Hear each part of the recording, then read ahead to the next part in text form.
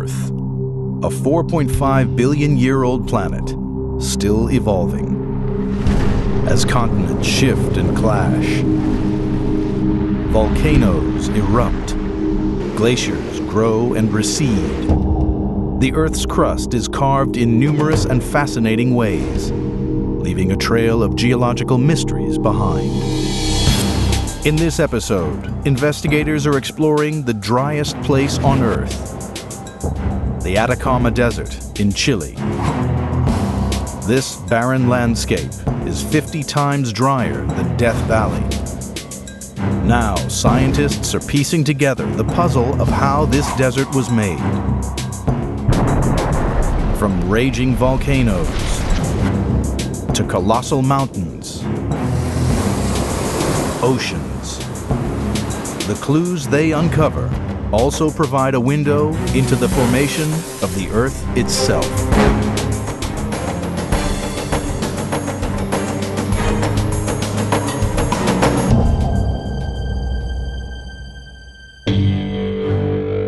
Earth is a blue planet, engulfed by water. But in this desolate chunk of northern Chile, you won't find a single drop. Wedged between the Pacific Ocean and coastal volcanoes to the west, and the Andes to the east, is Atacama, the driest desert in the world.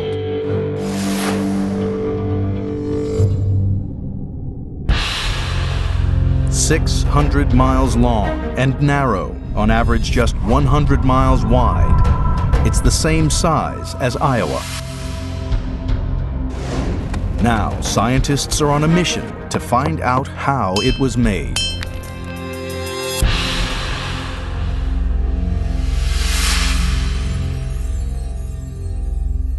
The investigation begins in the sleepy town of Quiagua. A rare green oasis. Its only lifeline is a stream. Trickling 300 miles from the Andes to the Pacific. It is home to the official government rain gauge, so geologist John Houston has come here to find out how dry the driest place on Earth really is. This is a pluviometer. It measures the rainfall every day. Ah, okay. For Marissa Vera, a government scientist, it's a job with few surprises. How much rainfall has this instrument recorded? In the last 15 years, less than 1 millimeter by year. Less than 1 millimeter a year? Yes. Was it every year? It rains only 3 years. That's incredible. Exactly. So less than 1 millimeter a year. On average, it rains 3/100ths of an inch a year. It would take a century for Atacama's rainfall to fill a coffee cup. How does this compare with other deserts? Here we have a cylinder, and I'm going to show you the difference between the amount of rainfall per annum here and the amount of rainfall in other deserts. So if I fill this jar up, right up to about there, that is roughly rainfall that you get in the Sahara. Now, if I pour most of that away, we get to that level. That represents what we have in the Mojave Desert, 5 inches per annum. If I pour all that away, except for that little drop in the bottom there, and that's the equivalent of what we have here in the heart of the Atacama Desert. That is such a small amount of rainfall that it means it's the driest place on Earth. In his quest to find out why Atacama gets so little rainfall, Houston leaves the oasis behind and heads into the desert. By the side of the Pan American Highway, a road which runs the length of the continent, he discovers the first clue. Well, here we are at the Tropic of Capricorn. This is one of the most important latitudes in the world, and it is absolutely critical in explaining why the Atacama Desert is in this location here. Most of the world's deserts straddle one of two special latitudes. In the southern hemisphere, the Tropic of Capricorn runs through Atacama and Africa's Namib and Kalahari deserts. In the north, the Tropic of Cancer runs right through the vast Sahara. At these particular positions on the planet, the air is extremely dry. This instrument is called a whirling hygrometer. What this does is to measure the relative humidity of the air. And the reading on here gives us a relative humidity of 10%. That's really low, really low. There aren't many places in the world where you get a relative humidity as low as that. Back in the early 1700s, scientists discovered why tropical air is so dry. European ships sailing to America relied upon the trade winds to power their crossings. But English meteorologist George Hadley was mystified why they blew westward when they should blow directly north. His studies would lead scientists to understand how air circulates around the Earth. At the equator, moisture-rich air gets heated by the sun and rises. As this hot, wet air flows away from the equator, it quickly sheds its water as rain. By the time it reaches the two tropic latitudes, the air has lost nearly all of its moisture, resulting in no rain on the land below.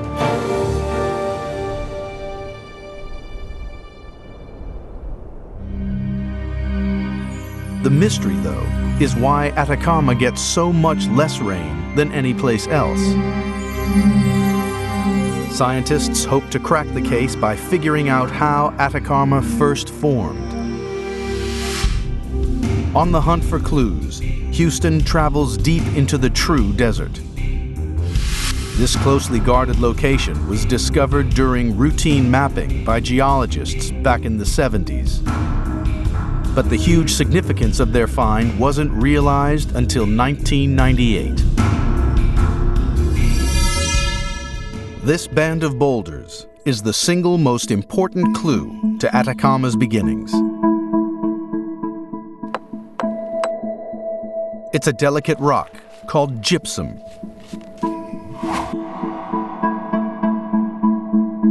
A simple test shows how fragile it is.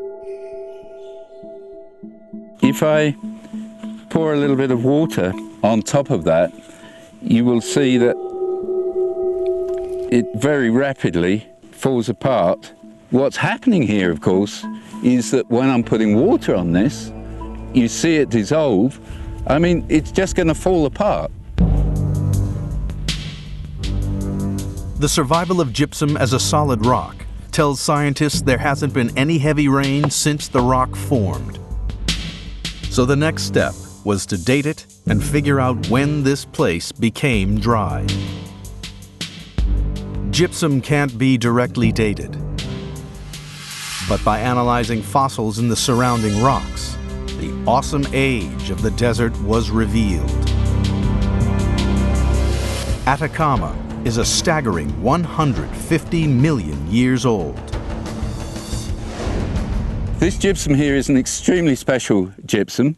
If there had been any rainfall greater than 2 inches in any one year, this would have dissolved and have been washed away. What that means is essentially that the Atacama Desert is the oldest desert in the world. For more than 150 million years, while dinosaurs thrived and became extinct, the Himalayas formed and humans evolved. Atacama has been a desert. Gypsum also holds the key to how this desert was made. It's a chalky mineral which forms not in deserts, but in water. Gypsum exists in a dissolved state in shallow, warm tropical seas. As the water is evaporated away by heat, it solidifies. The existence of this one little rock is a key piece of evidence which reveals that before Atacama became a desert, it was a seabed.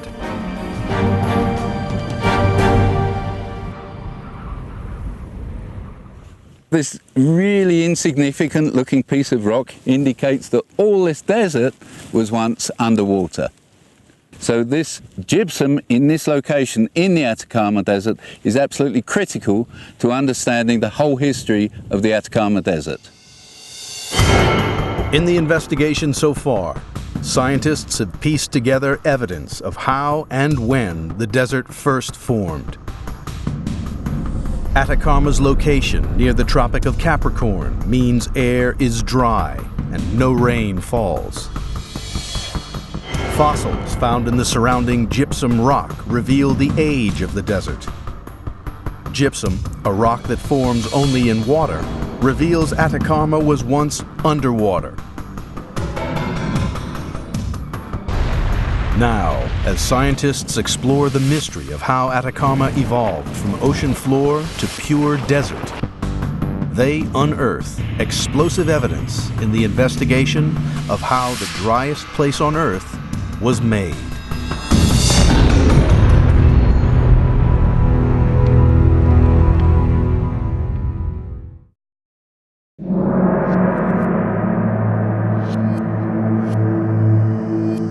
"150 million years ago, the Atacama Desert was a seabed covered by ocean waters. But today, some areas in the desert are 2 miles above sea level. In the journey to find out how this happened, scientists take the investigation to the eastern edge of the desert.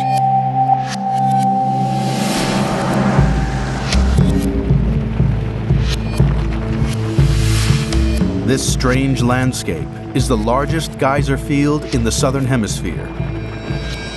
We're up at the El Tatio geyser field. You can see around us that there's plenty of hot springs and geysers. There's plenty of steam around, and this is because the air is cool and the water is hot, and so you have a lot of steam and bubbling springs. The boiling water is being heated deep underground.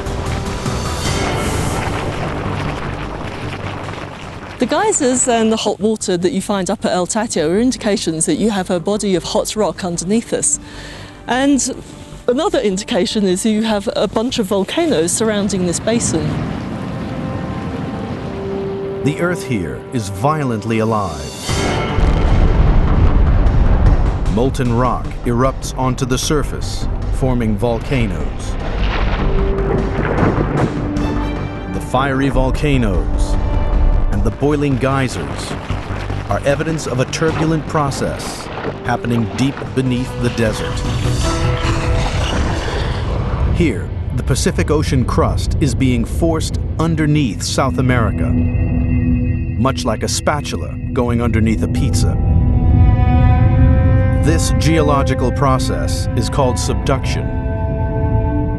You have the Pacific plate colliding with the continental crust, and the Pacific plate is actually heavier and it slides underneath the continental crust.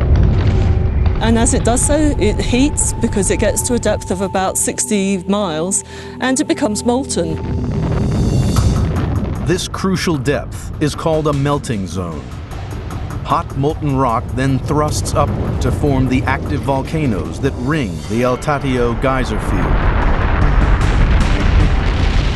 This process gives scientists a hint to what lifted the desert out of the ocean. More clues are found on the opposite side of the desert.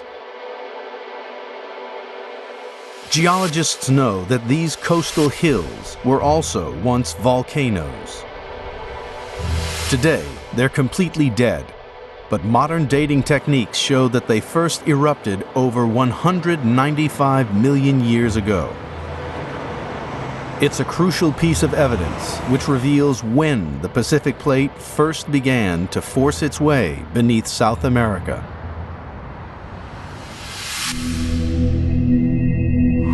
At that time, the desert, indeed all of Chile, was underwater. Over time, the melting zone was pushed further and further inland, first igniting the coastal volcanoes.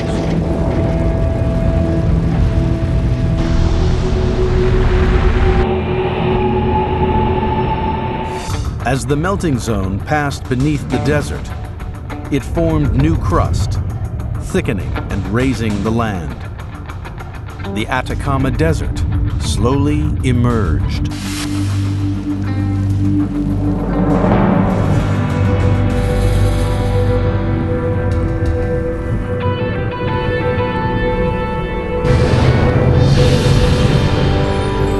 "50 million years ago, this same process began to raise the Andes. Today, the melting zone is 140 miles inland, and the molten rock it produces ignites volcanoes and fuels El Tatio's geysers.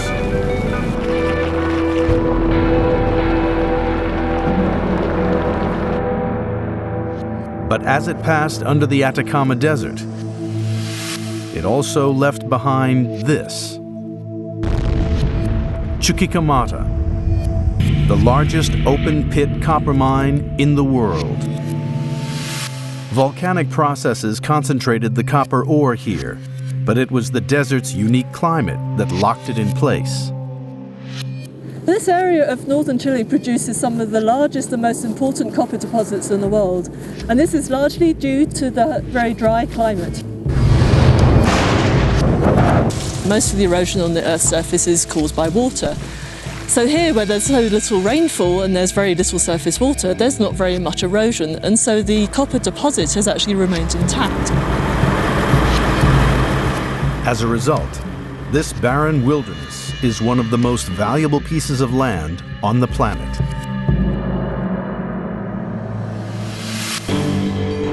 The mystery of how a desert can rise from the sea can be solved. Geysers provide evidence that molten rock exists deep underground. The existence of active volcanoes shows the movement of one continental plate under another. Extinct volcanoes show this process began at the coast and pushed inland, raising the desert above the ocean. The next step is to try and figure out what turned this ancient seafloor into the driest place on Earth. A quest that spans 200 years of history and solves the riddle of what brought these penguins to the edge of the desert.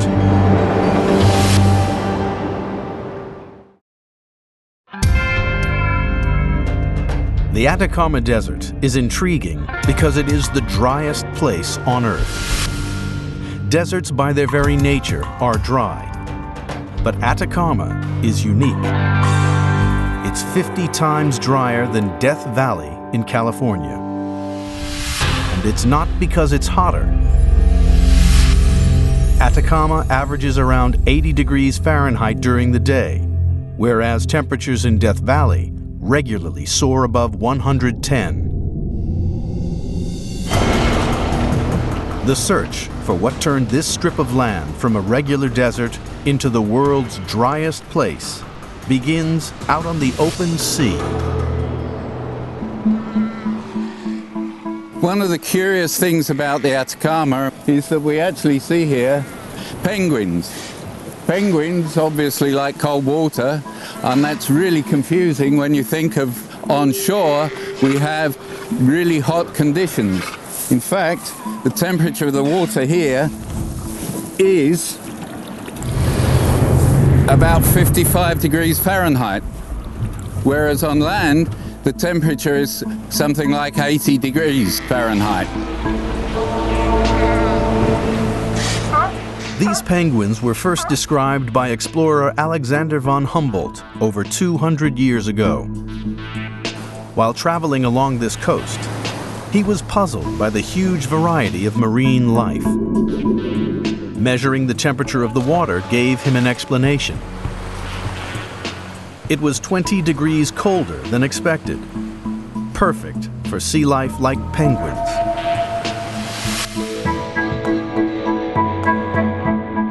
Centuries later, meteorologists began to wonder if this chilly belt of water, called the Humboldt Current after the explorer, was the reason Atacama became the driest place on Earth.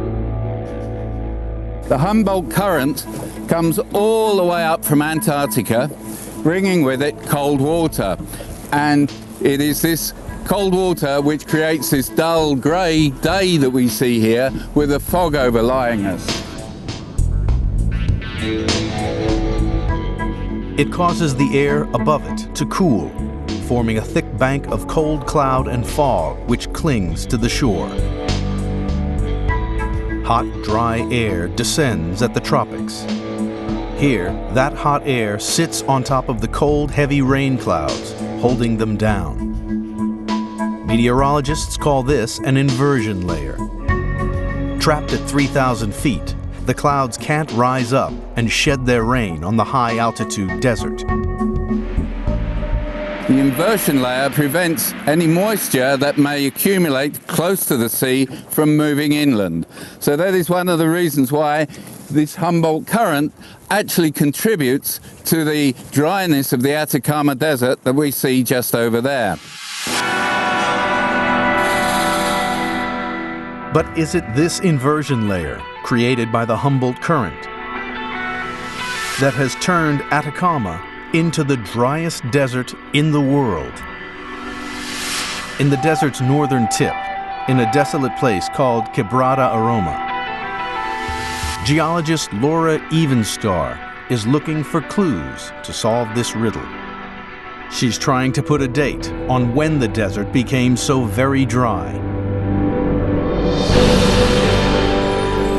Other deserts, like the Mojave, don't get much rain, but when they do, it's dramatic. Storms bring heavy rains and flash floods. But not here, in the Quebrada Aroma, which is now totally dry. One way to date the last time there would have been enough rainfall to cause a flash flood is to try to find out how long the rocks have been lying there undisturbed.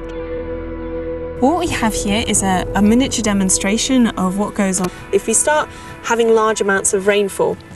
So this is our rainfall here. And what we can see is that when we start raining on our desert surface, it will pick up the boulders and move them around. And then when there's no water here, the boulders just sit still and don't move.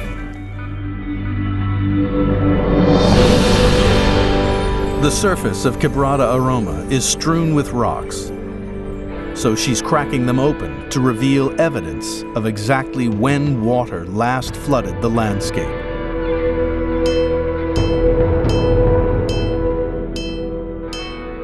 What we do is we have to knock a bit off and then we examine it and have a look at whether it's got a very dark colour, and hopefully we can be able to see some of the black minerals, which is what we're looking for. The tiny black crystalline minerals are pyroxenes. They're crucial evidence because, like microscopic geologic clocks, their chemistry changes when exposed to cosmic radiation over time. The sun is only producing a tiny bit of the radiation which will hit this rock. The majority of it is coming from all the stars you see in the night sky. What it does to the rock is basically just bakes it, a bit like a really bad suntan. So it just comes down, hits it, and cooks it. As the rock gets cooked by cosmic rays, the pyroxenes break down and produce a gas called helium-3. We can record how much helium-3 is within this rock, and the more we have, the longer that it has been exposed to cosmic or solar radiation. Helium-3 gas is only produced in microscopic quantities. So Evenstar takes her samples to a lab 7,000 miles away in Glasgow, Scotland.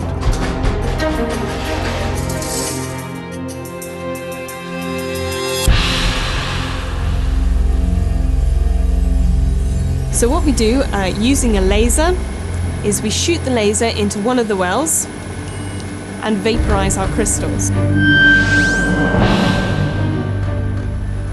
And that's releasing the helium-3. Then the helium-3 is going to go through all this complicated machinery, eventually run through the mass spectrometer. By analyzing this data, she can figure out the last time the boulders were moved. The oldest age sample we've actually recorded has been 23 million years. So what this means is that within certain areas of the Atacama Desert, these boulders have been sitting there and not moved by water for 23 million years. So the Atacama Desert is one of the oldest undisturbed surfaces in the world. These boulders were there before humans even started to exist. They are incredibly old.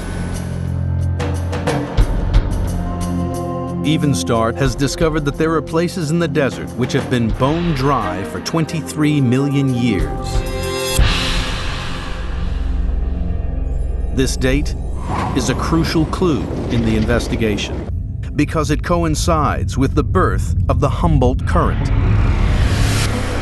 South America was once joined to Antarctica, but roughly 25 million years ago, these continents split.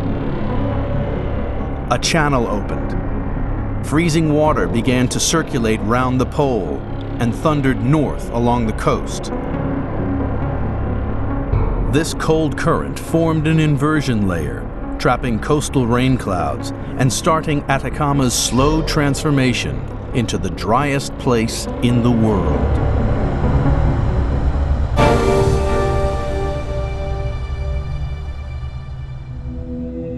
But the Humboldt Current is not the only culprit. Ironically, the quest to find out how the desert became so dry comes up against one of the wettest places on Earth.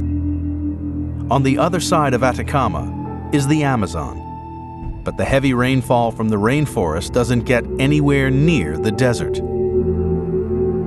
The reason why is in plain sight. Between the Amazon and the Atacama Desert lies the vast Andes mountain range. Geologic evidence suggests the Andes finally grew high enough some 10 million years ago to prevent any rain from reaching the desert. It's called a rain-shadow effect, and it's the final factor which drove Atacama to become the driest place on Earth.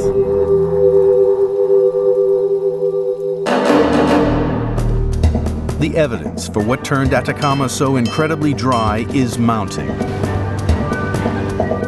The Humboldt Current creates a weather system that allows no rainfall. Helium-3 in rocks shows that the process of desiccation began 23 million years ago.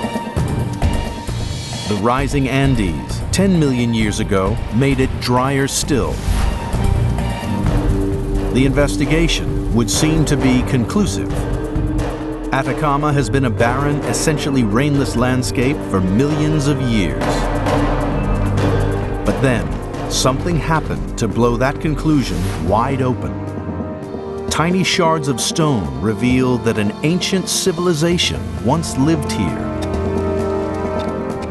But how could people live in the world's driest desert?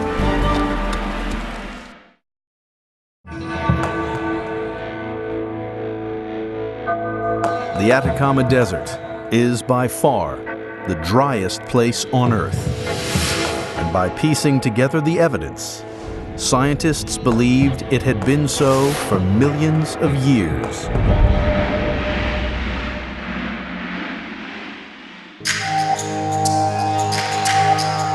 Yet, at a remote site called Guanaqueros, paleoecologist Claudio Latorre made an intriguing discovery which paints a more complex picture. This is an extraordinary find, and this was probably a little knife or a scraper that's been broken off and discarded. That's probably still cut. To the untrained eye, it looks like a simple rock shard, but Latorre can see it's been worked into a tool.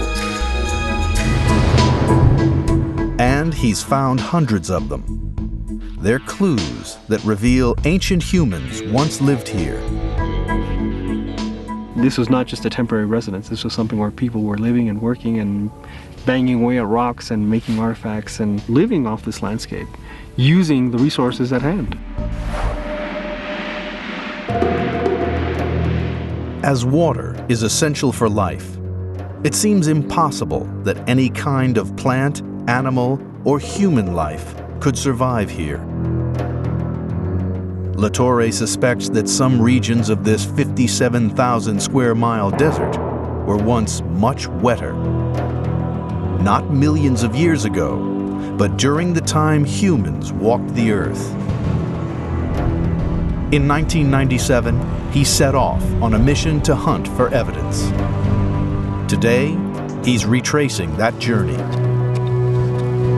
Changes in the climate can be seen in the rocks, so Latorre examines the cliff layer by layer. He finds a crucial piece of evidence. This is actually where the interesting part of the story comes in. This chalky rock is called diatomite. It's made from the crushed remains of fossilized algae, microscopic life forms which only live in fresh water. What this rock is telling us is that we had basically a wetland.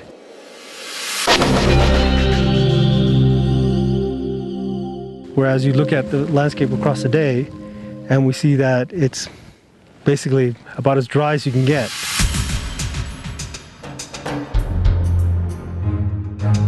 Sometime in the past, there was water on the surface of the desert. Latorre's next task was to find out when.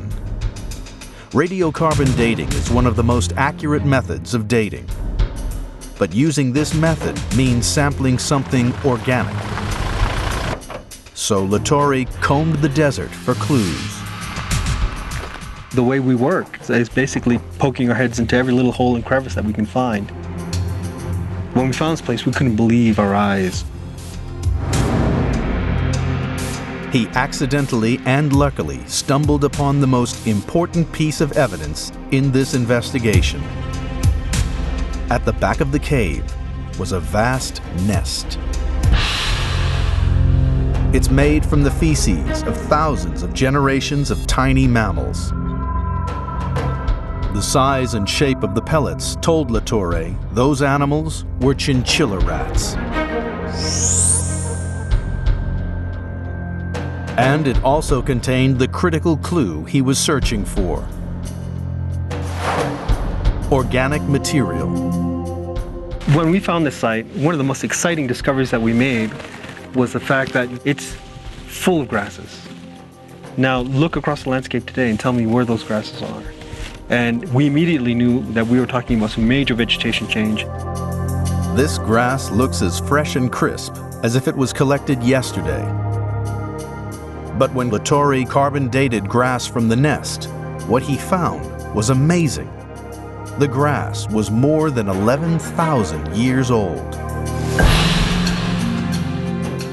What I have in my hands here is an ancient ecosystem.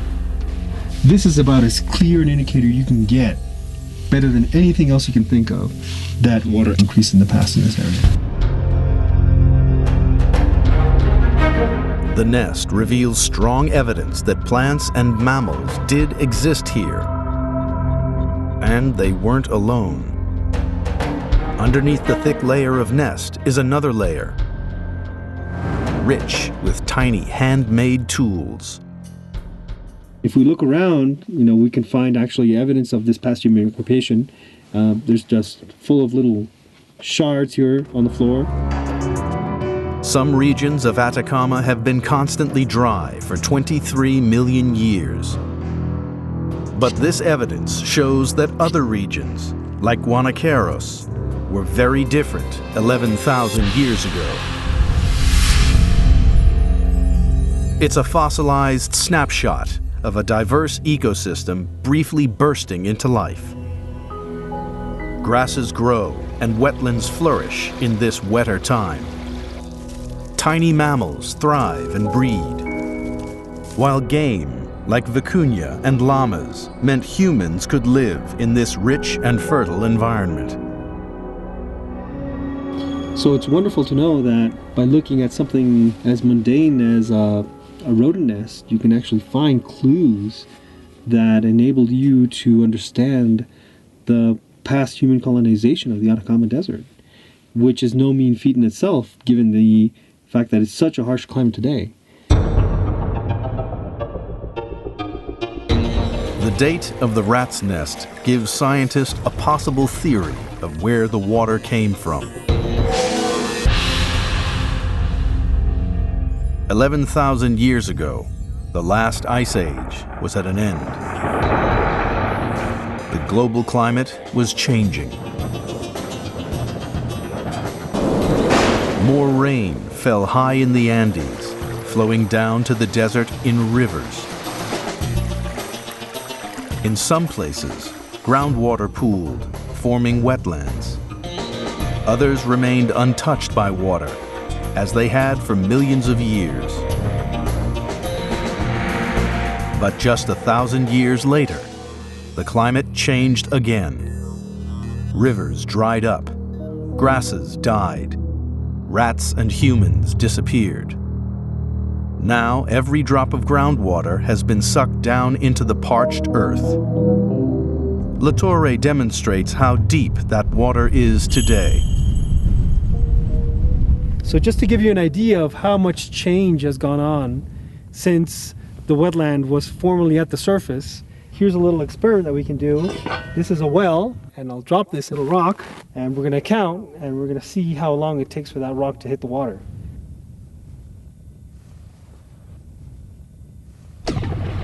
So that takes almost 4 seconds to reach the water. That's well over 200 feet below the surface is where the water table is today. It's about as dry as it gets. It's what we call absolute desert. No plants, no wildlife, nothing. No surface running water whatsoever.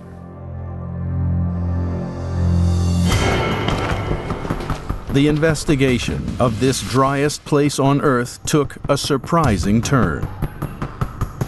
Tools show humans lived here. Diatomite reveals the climate was once wetter. Rat's dung and grass dates a diverse ecosystem to 11,000 years ago.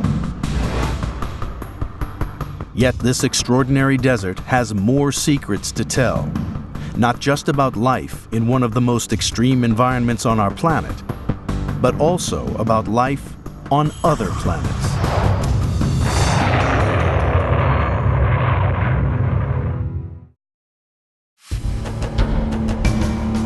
Today, scientists suspect Atacama is the driest it has ever been. So they're investigating whether there's any source of water left here at all.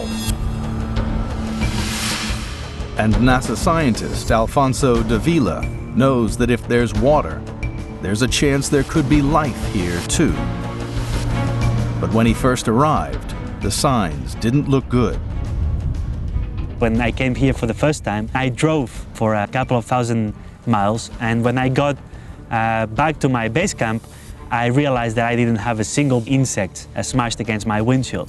That has never happened to me anywhere else in the world, and I think that's a very good example of how hard this environment is for life. Since the 1960s, NASA scientists have been hunting for bacterial life in the desert's thin soils. Yet they found nothing. Until 2005, when they came across a strange white landscape. By chance, one of Davila's colleagues picked up a rock, smashed it open, and discovered something completely unexpected. Yeah, you can see very nicely a green layer inside the crust. Under the microscope, the significance of this pale green blur zoomed sharply into focus. To our surprise, we saw a green microorganisms living inside the rock. So that came as a big surprise because nobody was expecting microorganisms in the middle of the driest place on Earth. completely by accident, hidden inside a rock, they discovered life. This mineral is sodium chloride, otherwise known as halite. It's a very common mineral in the Atacama Desert, and it's also a very common mineral in kitchens around the world, as this is exactly the same salt we use to spice our food. Salt can preserve food by killing off bacteria.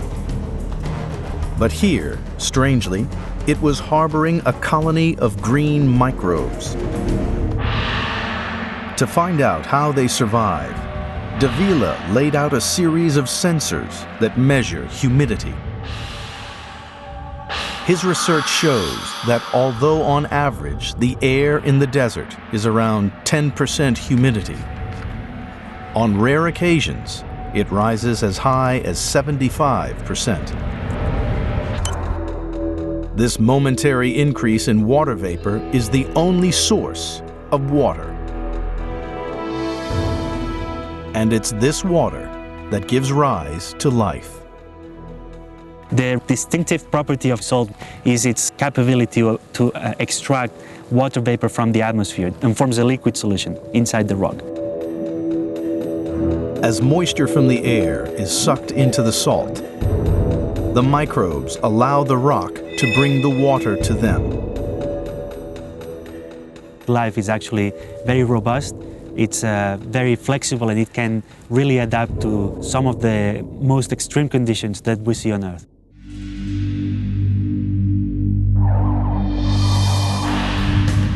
NASA believes this discovery in the Atacama Desert can reveal something about life on Mars.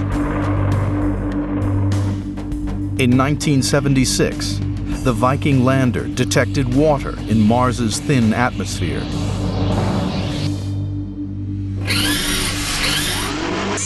In 2008,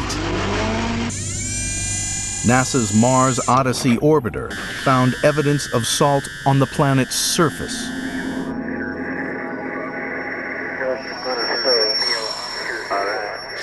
Now, when humans finally get to Mars, they won't be looking for life in the thin Martian soils,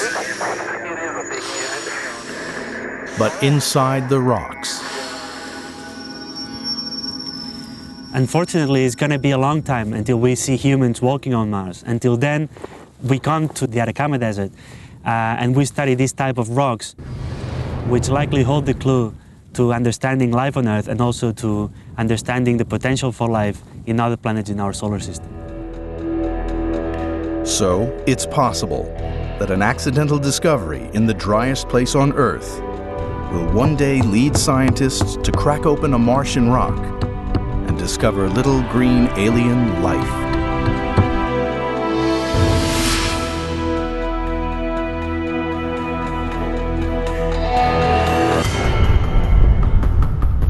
The investigation into how the driest place on Earth was made has revealed an awesome Earth story spanning 150 million years. Gypsum, a rock which forms in water, shows the desert was once a seabed. Hot geysers show that immense volcanic activity under the desert raised it above the ocean. Tiny pyroxene crystals reveal the first areas of the desert which became completely dry 23 million years ago. Rat nests reveal a small pocket of life that bloomed in the desert at the end of the last ice age. Tiny green organisms in salt show that even here, life clings on. Today, this place is unique on Earth. Absolute, perfect desert. And the investigation into how it formed has shed light on another chapter in the story of how the Earth was made.